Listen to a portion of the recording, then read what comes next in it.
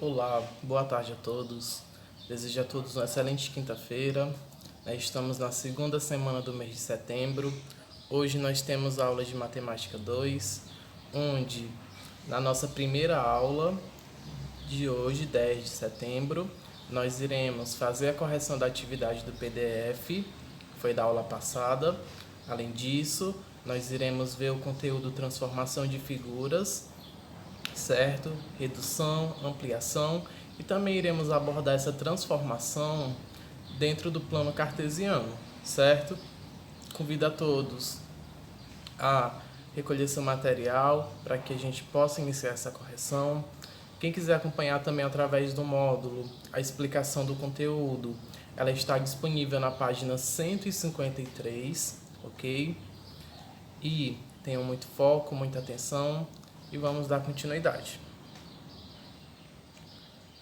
Pessoal, nós havíamos estudado as grandezas proporcionais. Nós vimos que elas podem ser classificadas como diretamente proporcionais ou inversamente proporcionais. Nós vimos que as grandezas diretamente proporcionais, elas variam na mesma razão, enquanto as inversamente proporcionais, elas variam na razão inversa. Vimos como exemplo de grandezas diretamente proporcionais o tempo de voo e a distância percorrida por um avião. Observem na tabela que se a distância dobra, o tempo para esse avião fazer o percurso também dobra. Se a distância triplica, o tempo para se fazer esse percurso também triplica.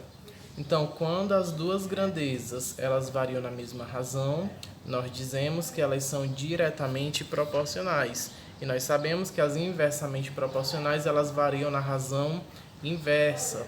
Como exemplo, a velocidade de um automóvel e o tempo necessário para fazer uma viagem. Observem que quanto mais velocidade aquele automóvel tiver, em menos tempo ele vai fazer o percurso, não é isso? Então vejam, se aumenta a velocidade, o tempo para se fazer o percurso diminui. Observem que as razões, elas variam de forma inversa. Nesse caso, temos um exemplo de duas grandezas inversamente proporcionais, ok? Então, com base nisso, nós propomos a seguinte atividade. No primeiro tópico dizia: em cada situação a seguir, diga se as grandezas apresentadas são diretamente proporcionais ou inversamente proporcionais. Em seguida, solucione o problema apresentado. Pessoal, nessa questão, nós vamos de início dizer se as grandezas que estão na situação são diretamente proporcionais ou inversamente proporcionais, e depois a gente vai solucionar o problema. O primeiro diz: Ana foi em uma papelaria e leu a seguinte informação: 3 cadernos custam R$8. Quanto Ana pagará pela compra de 6 desses cadernos? Pessoal, vejam, se ela compra 3 cadernos, custa um valor. Se ela vai comprar 6, então esse valor também vai aumentar. Então, observem o seguinte: a quantidade de cadernos aumenta, então o preço a pagar também aumenta. Como as duas grandezas variam na mesma razão, nós dizemos que elas são diretamente proporcionais. Vamos analisar o seguinte. Galera, eram 3 cadernos e ela vai comprar 6. Se ela vai comprar 6 é porque esse valor dobrou, 3 é a metade de 6, é isso? Então, se 3 custa 8, então 6 vai custar o dobro desse valor, que no caso é R$16. Então, podemos fazer da seguinte forma: 3 cadernos custa R$8 e 6 cadernos custam o dobro desse valor, ou seja, 2 vezes 8, que é igual a 16. Sendo assim, 6 cadernos custam R$16. Segundo problema. Para percorrer 300 km, um carro gastou 30 litros de combustível. Nas mesmas condições, Quantos quilômetros o carro percorrerá com 60 litros e com 120 litros? Primeiro, quanto maior a distância, mais combustível vai ser consumido. Então as grandezas são diretamente proporcionais. Galera, se 30 litros ele faz 300 quilômetros, então 60 litros ele faz o dobro, que no caso é 600. 30 litros ele consegue fazer 300 quilômetros. Então 60 litros ele consegue fazer 2 vezes esse valor, ou seja, 2 vezes 300 que é igual a 600. Então, com 60 litros de combustível, ele faz um percurso de 600 quilômetros. E 1.200 litros ele vai fazer 2 vezes o valor de 600, que é 1.200. Terceira, para encher um tanque são necessárias 30 vasilhas de 6 litros cada uma. Se forem usadas vasilhas de 3 litros cada, quantas serão necessárias? Vejam, eram 6 litros e passou a ser 3. Se com 6 litros eles usavam 30 vasilhas, então se reduziu a quantidade de litros por vasilhas, então vamos ter que aumentar a quantidade de vasilhas para poder encher esse tanque. Então, como as grandezas variam na razão inversa, elas são inversamente proporcionais, certo? Galera, 3 é a metade de 6, então a gente vai multiplicar 6 vezes 30, que dá 180, e vamos dividir por 3. 180 dividido por 3 é igual a 60. Sendo assim, vão ser necessários 60 vasilhas. Essa foi a correção do primeiro tópico. Para finalizar a atividade, nós tivemos um segundo tópico, que é pessoal, essa questão, e cada um de vocês vão apresentar um problema, situações. Então, com suas próprias palavras, faltou um S, palavras, diga o que são grandezas diretamente proporcionais e grandezas inversamente proporcionais. Cite uma situação para cada tipo de grandeza que você escreveu. Bom, como eu falei antes, grandezas diretamente proporcionais são aquelas grandezas que variam na mesma razão. Grandezas inversamente proporcionais são grandezas que variam na razão inversa. Uma situação para grandezas diretamente proporcionais seria o quê? Poderia ser um exemplo, que é uma sugestão de resposta. Pode ser, no caso, a quantidade de cana-de-açúcar e a produção de etanol. Quanto mais cana-de-açúcar tiver, mais litros de etanol serão produzidos. Um tipo de situação de grandezas inversamente proporcionais é a quantidade de trabalhadores e a quantidade de dias para realizar o trabalho. Vejam, quanto mais pessoas estiverem trabalhando, menor vai ser a quantidade de dias para concluir esse trabalho, ok? Essa foi a correção, E o assunto de hoje é transformação de figuras, onde de início a gente vai estudar ampliação e redução. Quando se fala em ampliação, a ideia é de ampliar, de aumentar, E redução, reduzir, diminuir, tá bem? Então, de início, eu tenho a imagem original. Vejam, é uma imagem que tem 10 centímetros de altura e 14 centímetros de comprimento, certo? Em seguida, eu vou apresentar para vocês a redução dessa figura. Vejam a altura de 5 centímetros e o comprimento de 7 centímetros. Vejam, a gente reduziu aí o comprimento e a altura dessa imagem original, nós reduzimos a metade da sua medida, A altura era 10, passou a ser 5, é a metade. A largura eram 14 e passou a ser 7. Então, a gente reduziu aí pela metade, Quando isso acontece, quando a gente reduz dessa forma, a gente diz aí no caso que a redução foi de 2 para 1, ou seja, a escala está de 1 para 2 em relação à imagem original. Então, se atentem, a redução foi de 2 para 1, que representa a escala 1 para 2, certo? Agora vamos ver a ampliação dessa figura, eu ampliei essa figura e vejam que as medidas da altura e da largura dobraram, né? Era 10 na original e na ampliação passou a ser 20. O comprimento eram 14 e passou a ser 28, ou seja, essas medidas dobraram. No caso, a gente tem aí que na ampliação do comprimento e da largura são iguais ao dobro do comprimento e da largura da imagem inicial, não é isso? Assim, nós dizemos que a ampliação foi de 1 para 2, ou seja, está na escala de 2 para 1, ok? Então, pessoal, de início vocês devem ficar atentos a isso, a esses conceitos de redução e ampliação, né? E se atentar para as medidas, se ela foi ampliada o dobro ou se triplicou, né? Se ela reduziu pela metade ou pela terça parte, beleza? Então nós temos o seguinte conceito, ó. Se uma figura ela é uma redução de outra, ou seja, se ambas têm a mesma forma, variando apenas o tamanho, a gente tem que essas figuras elas são semelhantes, embora elas tenham tamanhos diferentes, mas elas são semelhantes. A gente está trabalhando aí com a razão.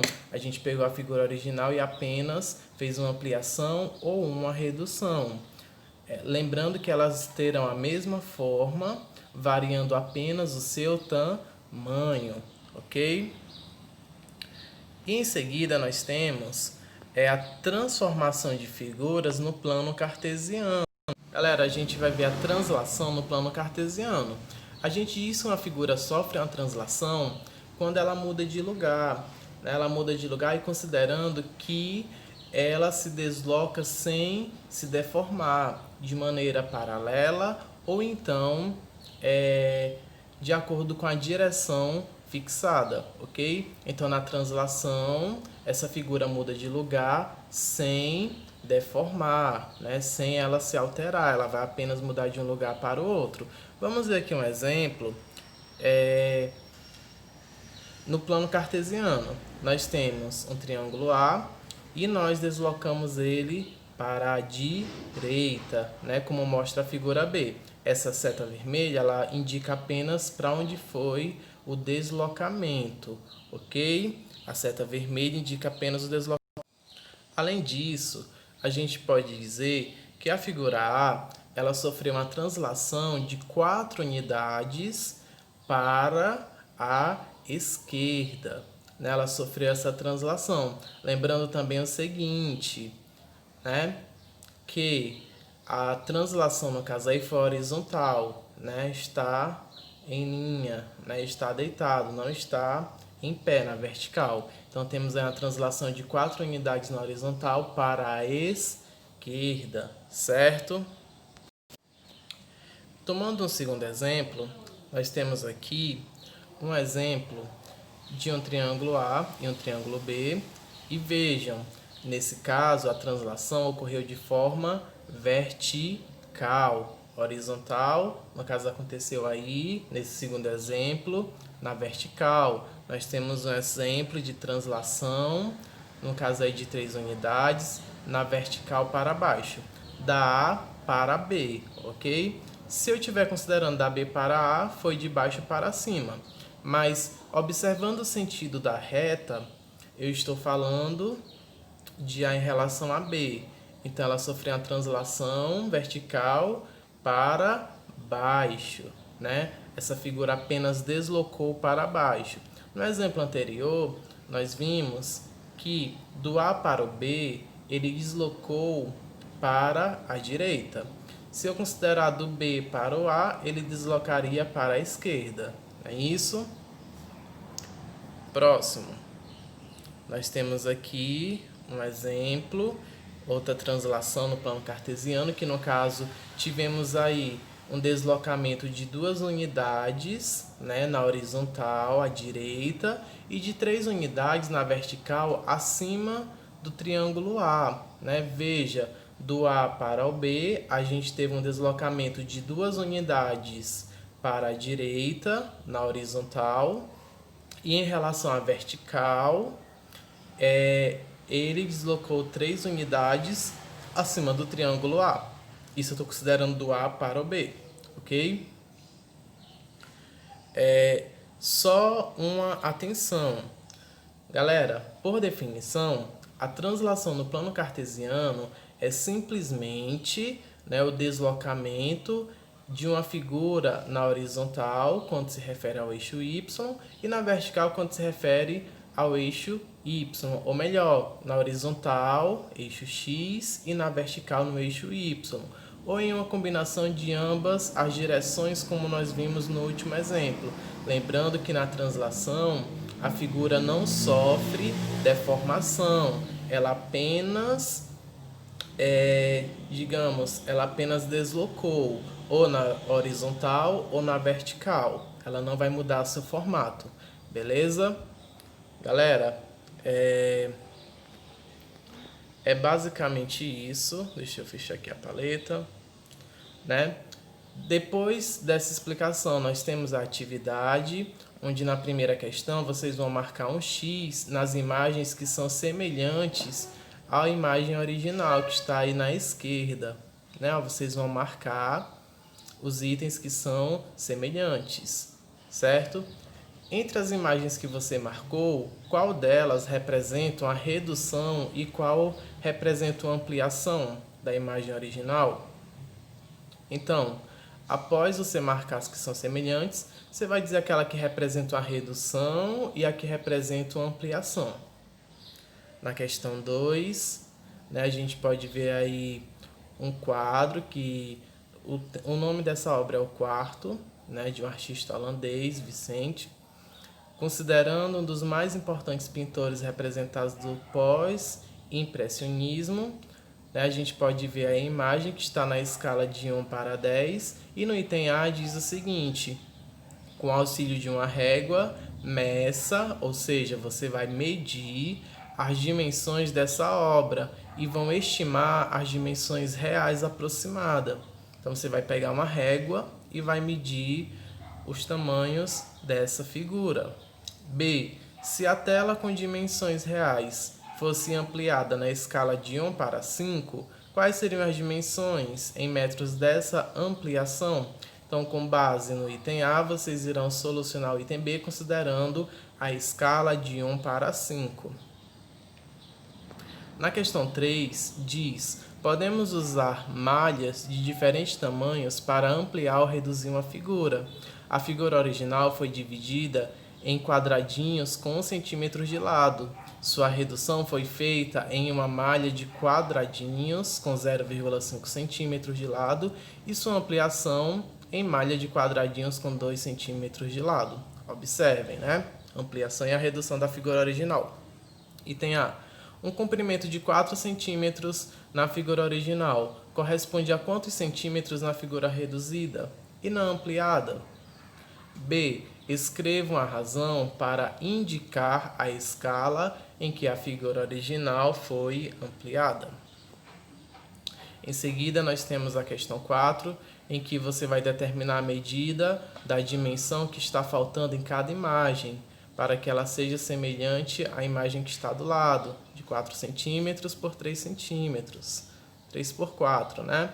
Então, vocês vão ver aí o que foi que aumentou de uma dimensão para a outra, né? E com base nisso, vocês vão preencher os espaços que estão faltando.